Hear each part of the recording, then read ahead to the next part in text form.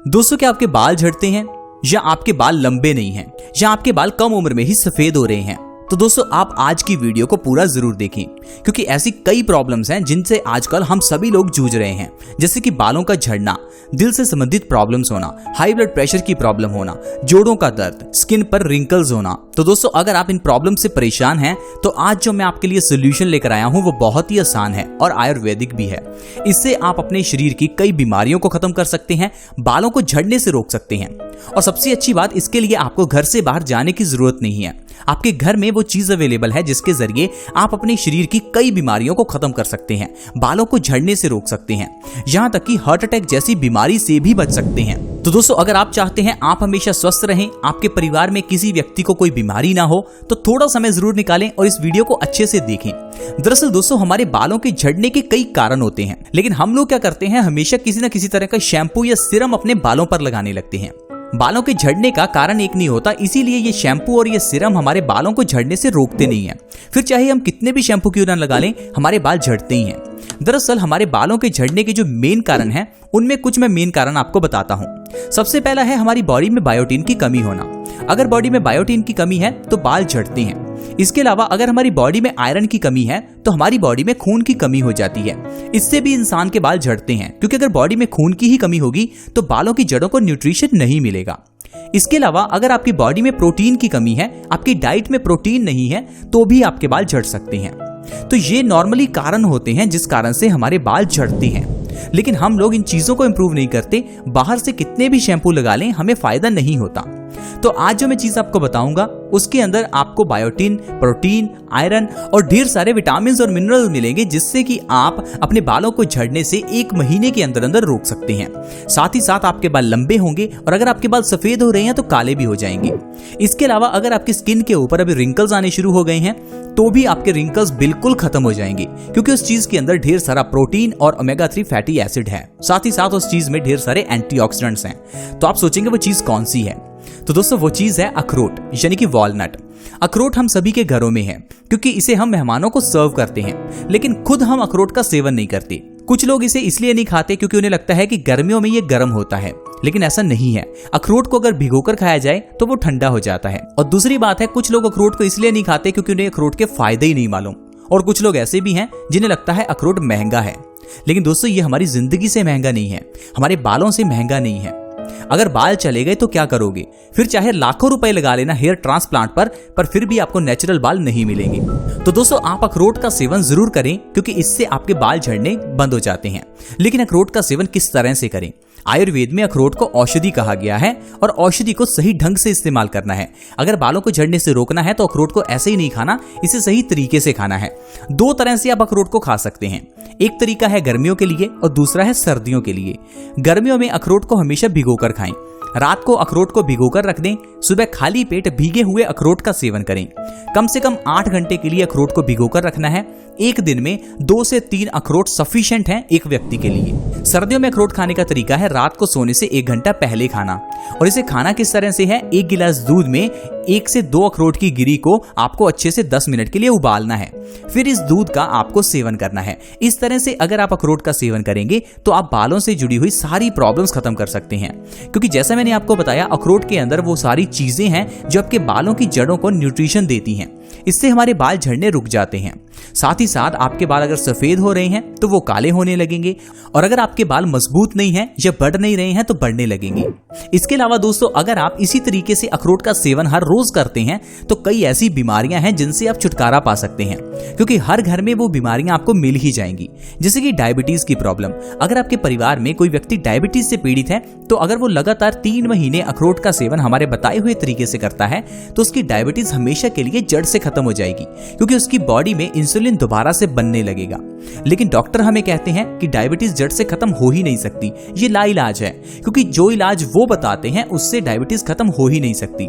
लेकिन आयुर्वेद में diabetes, thyroid ऐसी बीमारियों को पित्त की श्रेणी में रखा गया है, यानी कि ऐसी बीमारियां जो एसिडिटी के बढ़ने से होती हैं। तो दोस्तों, अगर आप बीमारियों को जड़ से खत्म करना चाहते हैं तो आयुर्वेदिक इलाज का ही सहारा लें, क्योंकि इससे हमारी बॉडी के अंदर के जो एग्जैक्ट कॉज हैं, जो कारण हैं, जो बीमारियां पैदा करते हैं उन्हीं कारणों को खत्म कर दिया जाता है, जिसके साथ साथ ढेरों बीमारियां अपने आप नष्ट हो जाती हैं। जैसे कि कॉन्स्टिपेशन होने से इंसान को कई बीमारियां होती हैं, लेकिन हम लोग उन बीमारियों का इलाज करते हैं, जैसे कि चेहरे के पिंपल्स, बालों का झड़ना और भी ऐसे कई प्रॉब्लम्स जिनका इलाज करते रहते हैं। लेकिन पीछे का कारण जो था वो कॉन्स्टिपेशन था, जिसका इलाज हमने किया ही नहीं। तो इस कारण से दोबारा से पिंपल्स निकलते हैं, दोबारा से बाल झड़ते हैं।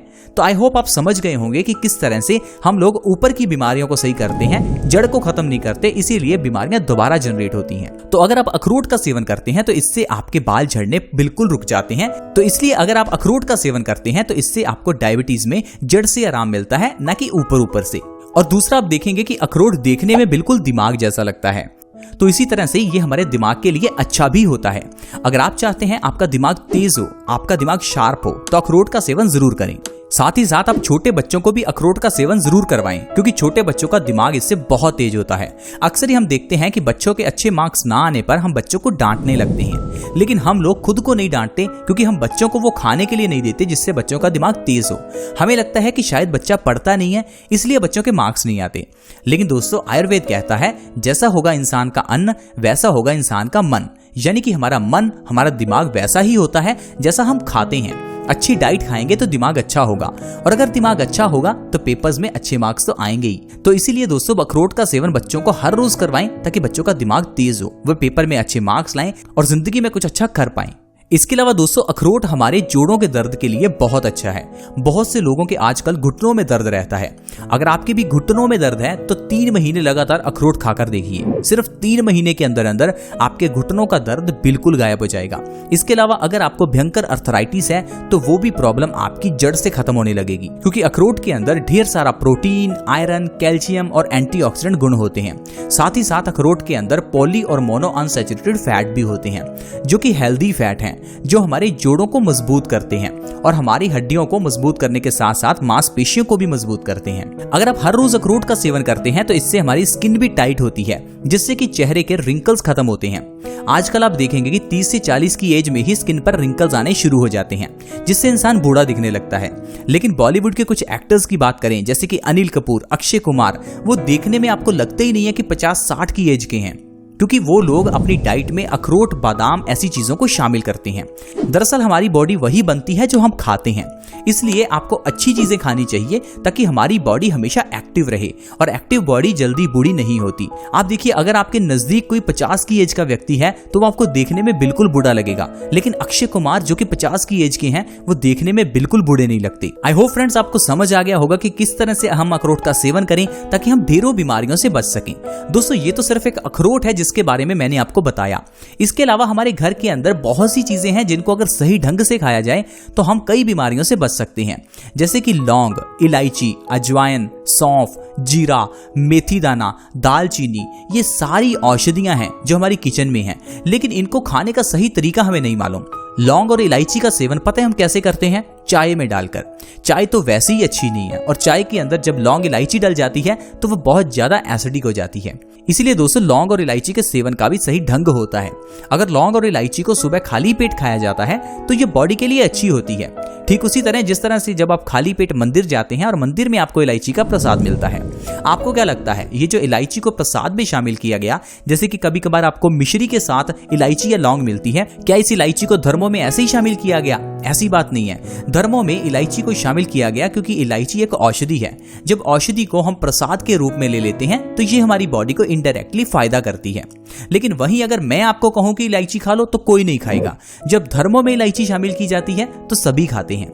तो धर्मों को आयुर्वेद को मिलाया गया ताकि इंसान स्वस्थ रहे, जैसे कि उपवास रखना, फास्ट रखना। आयुर्वेद में तो शुरू से ही कहा गया है कि इंसान को उपवास जरूर रखना चाहिए। हफ्ते में कम से कम एक बार हमें उपवास जरूर रखना चाहिए, यानी कि फास्ट करना चाहिए। फास्ट करने से क्या होता है, हमारी बॉडी रिलैक्स होती है, हमारी बॉडी अंदर से साफ होती है, और अगर हमारी बॉडी अंदर से साफ है तभी स्वस्थ रह सकती है। क्योंकि जो अनाज हम खाते हैं वो पचने में 20 घंटे लेता है, लेकिन हम अपने पहले और दूसरे खाने के बीच में 20 घंटे का गैप रखते ही नहीं है, जिस कारण से हमारा पहले वाला खाना हजम नहीं होता और हम ऊपर से और खा लेते हैं, जिससे हमारी बॉडी बीमारियों से घिर जाती है। इसीलिए फास्टिंग करने के लिए कहा गया ताकि हमारी बॉडी एक दिन रिलैक्स करे और जो खाना हमारे पेट में पड़ा है वो अच्छे से डाइजेस्ट होकर शरीर से बाहर निकले। लेकिन हम लोग फास्टिंग को भी अंधविश्वास मानने लग गए। हमें लगता है कि शायद धर्मों में बताई गई ये चीजें अंधविश्वास हैं। हम लोग अपने माता पिता को, हम लोग अपने घर के बुजुर्गों को अंधविश्वासी कहते हैं। लेकिन दोस्तों, हमें इस सब के पीछे का विज्ञान समझना चाहिए। आई होप फ्रेंड्स आपको समझ आ गया होगा कि किस तरह से अखरोट के जरिए और उपवास रखने से हम जिंदगी में बहुत ही स्वस्थ रह सकते हैं। अगर आपको वीडियो अच्छी लगी तो इस वीडियो को लाइक करें, दोस्तों के साथ इस वीडियो को शेयर जरूर करें। अगर आप हमारे इस चैनल बेस्ट सॉल्यूशंस के साथ जुड़ना चाहते हैं तो वीडियो के नीचे एक रेड कलर का सब्सक्राइब बटन है, उसके ऊपर क्लिक कर दें ताकि आप हमारे चैनल से जुड़ जाएं। चैनल से जुड़ना, सब्सक्राइब करना बिल्कुल फ्री है, साथ में एक नोटिफिकेशन बेल भी है, उसके ऊपर भी क्लिक करें ताकि आप हमारे चैनल की हर नई वीडियो की नोटिफिकेशन सबसे पहले पा सकें। नेक्स्ट वीडियो में मिलते हैं। धन्यवाद।